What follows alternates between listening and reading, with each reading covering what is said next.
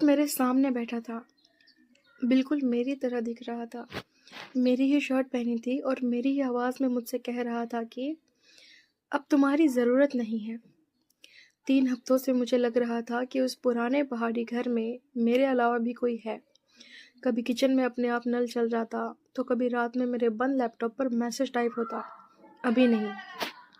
पर कल शाम जो हुआ, उसने मेरे पैरों तले ज़मीन खिसका दी।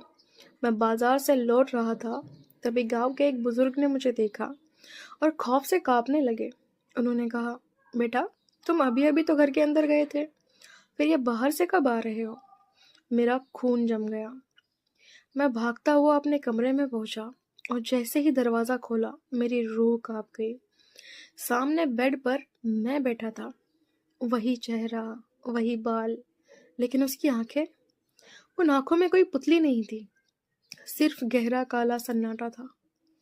वो धीरे से मुस्कुराया और मेरी ही आवाज़ में बोला, आ गए? चलो अच्छा हुआ। तुम्हारी यादें बहुत भारी थी।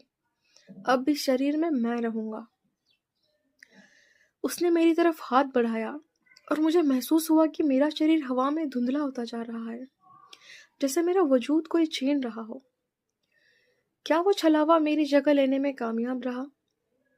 और उस कमरे के आईने के पीछे ऐसा क्या छिपा था जिसने मेरी जिंदगी छीन ली? पूरी कहानी सुनने के लिए अभी चैनल पर जाए, क्योंकि अगली बारी आपकी भी हो सकती है।